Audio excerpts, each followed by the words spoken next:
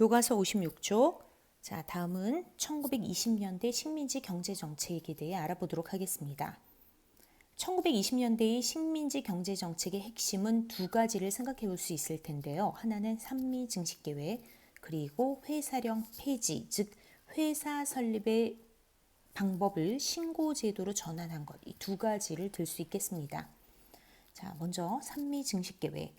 산미 증식 계획이라는 말의 뜻은 쌀 생산량을 늘리는 계획이라는 뜻입니다. 그 배경을 알아보도록 하겠습니다. 제1차 세계대전이 끝날 무렵 인구 증가와 산업화로 일본 내에서는 식량 문제가 심각하였다. 일제는 이를 해결하기 위해 조선에서 쌀 생산을 늘려 일본으로 실어가려는 산미 증식 계획을 세웠다. 자, 우리가 1910년대에도 살펴보았지만 일제강점기에 일본이 조선에 취했던 식민지 경제 정책은 일본 경제를 목적으로 하고 그걸 위해 우리는 보조적인 역할, 철저하게 도와주는 역할을 하도록 하는 것이 조선 경제 정책의 특징입니다. 자, 그런데 1차 세계대전이 끝나고 나서 일본은 본격적으로 산업화가 진행이 되는데 산업화라는 것은 도시와 공업화를 의미하는 거죠. 자, 도시로 몰려듭니다. 공업에 집중이 됩니다. 상대적으로 농업은 피폐해지게 되겠죠. 일본 내에 극심한 식량 문제가 발생되었는데 심지어 여기저기서 쌀 폭동까지 일어나게 됩니다. 일본은 이런 문제를 해결하기 위해 우리나라에서 쌀 생산량을 늘려 일본으로 실어가려는 계획을 세우게 되는데 이것을 우리는 산미 증식 계획이라고 합니다. 방법을 살펴보도록 하겠습니다. 일제는 밭을 논으로 만들고, 자, 일단 경작지 면적을 늘려야 되겠죠. 수확이 잘 되는 것으로 종자를 개량하였으며 벼농사를 짓는 데 필요한 물을 확보하기 위해, 자, 쌀은 벼농사죠.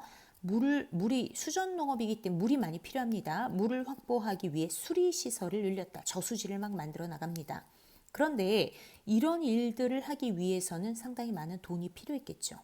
자, 수리시설 등에 드는 비용은 토지의 소유자가 부담을 해야 했지만 실제로는 토지의 소유자인 지주가 그 부담을 소장농에게 떠넘기게 됩니다. 결국 산미 증식 계획의 실시 결과 누군 더 힘들어지게 되는 거죠. 네, 소장농은 또 2차 부담으로 결국 빚더미에 앉게 되고 2차 몰락을 하게 되는 것입니다. 2차 몰락이라고 함은 토지조사 사업을 통해 경작권을 부정당하고 이미 1910년대 한 번 농민들이 몰락을 합니다.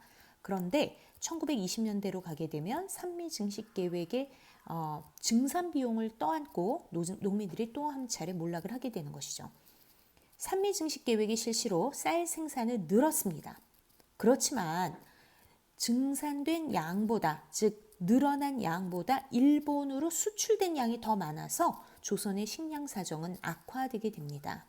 일본은 1920년부터 1935년까지 증산 계획과 수출 계획을 미리 다 수립해 놨습니다. 그렇지만 증산 계획은 계획대로 되질 않았겠죠. 그럼에도 불구하고 수출 계획을 계속 지켜나갔기 때문에 결국 증산량보다 수출량이 많아지게 되는 것입니다.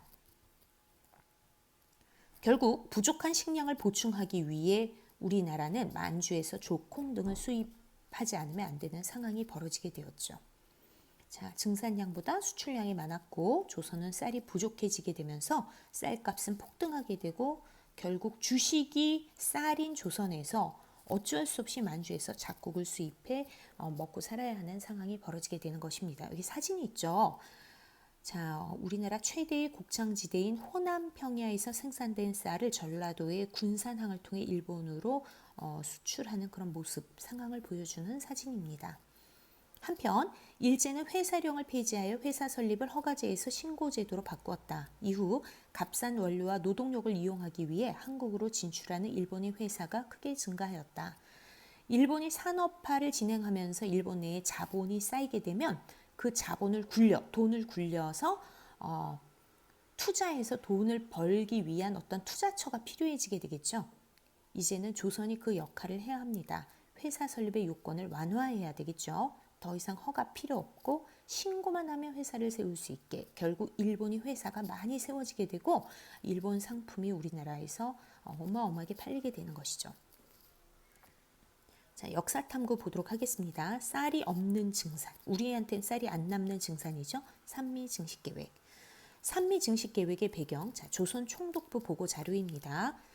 일본 인구는 약 6천만 명이다. 일본의 1년 쌀 소비량은 약 6,700만 석이고 연평균 쌀 생산량은 약 5,700만 석이다. 따라서 부족량 1,000만 석은 조선에서 들여온 쌀 600만 석과 이 밖에 외국에서 수입한 쌀을 가지고 보충하고 있다. 게다가 인구는 매년 70만에서 80만 명씩 증가하는 추세이므로 앞으로 15년이 지나면 약 1,400만 석이 부족할 것이다.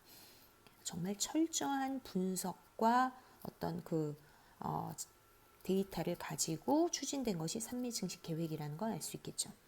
쌀 생산량은 늘고 있지만 오히려 한국인의 1인당 쌀 소비량은 줄고 있는 모습을 볼 수 있겠습니다.